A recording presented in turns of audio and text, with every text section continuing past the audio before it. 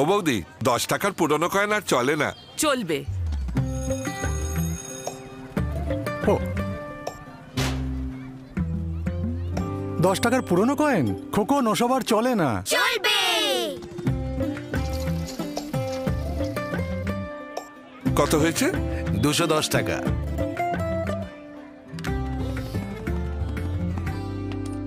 বড়দা, 10 টাকার এই পুরনো কয়েন আর চলে না। চলবে।